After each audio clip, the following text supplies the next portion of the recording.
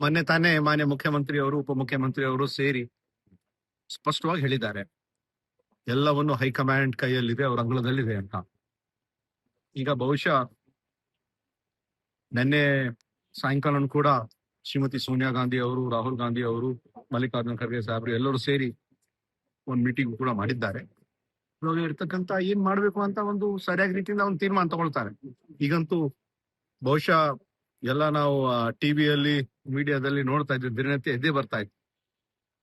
ಇವಾಗ ಈ ಒಂದು ಸೆಷನ್ ಮುಗಿಯವರೆಗೆ, ಪಾರ್ಲಿಮೆಂಟ್ ಸೆಷನ್ ಕೂಡ 19ನೇ ತಾರೀಕು ಮುಗಿತದೆ, ಮತ್ತೆ ನಮ್ಮ ಅಸೆಂಬ್ಲಿ ಸೆಷನ್ ಕೂಡ 19ನೇ ತಾರೀಕು ಮುಗಿತದೆ. ಅವಾಗ ತನಕ ಇದ್ರ ಬಗ್ಗೆ ಏನು ಮಾತುಕತೆ ಆಗಲ್ಲ ಅಂತ ನಾನು. ಅದಾದ್ಮೇಲೆ ಆಗುತ್ತೆ ಸರ್ ಹಾಗಾದ್ರೆ? ಆಗ್ಲೇಬೇಕಲ್ಲ, ಅದಾದ್ಮೇಲೆ ಆಗ್ಬೋದು, ಜನವರಿಯಲ್ಲೂ ಆಗ್ಬೋದು, ಫೆಬ್ರವರಿಯಲ್ಲೂ ಆಗ್ಬೋದು, ಡಿಸೆಂಬರ್ ಅಲ್ಲೂ ಆಗ್ಬೋದು. ಇದು ಒಂದ್ಸತಿ ಎಲ್ಲರೂ ಕೂತ್ಕೊಂಡು ಮಾತಾಡ್ತಾರೆ, ಏನ್ ತೊಂದರೆ ಅಂತೂ ಏನಿಲ್ಲ. ಇವಾಗ ಮುಖ್ಯಮಂತ್ರಿ ಅವರು ಮತ್ತೆ ಉಪಮುಖ್ಯಮಂತ್ರಿ ಅವರೇ ಸ್ಪಷ್ಟವಾಗಿ ಒಂದು ಪ್ರೆಸ್ ಮೀಟ್ ಮಾಡಿದಾರೆ ಅಂದ್ರೆ ಏನ್ ತೊಂದರೆನೇ ಇಲ್ಲ. ಅಧಿಕಾರ ಹಂಚಿಕೆ ಸೂತ್ರ ಇದಾದ ಹೈಕಮಾಂಡ್ ಡಿಸೈಡ್ ಮಾಡ್ತಾರೆ.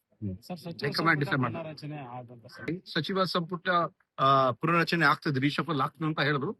ಬಹುಶಃ ಇವಾಗ ಜನವರಿಯಲ್ಲಿ ಮಾಡ್ತಾರಂತ ಮಾತು ಕೇಳಿ ಬಂದಿದೆ. ಜನವರಿಯಲ್ಲೂ ಆಗ್ಬೋದು, ಇಲ್ಲಾಂದ್ರೆ ಜನವರಿ ಫೆಬ್ರವರಿ ಆಗ್ತದೆ ಅಂತ ನಂಗೆ ಒಂದು ವಿಶ್ವಾಸ ಇದೆ.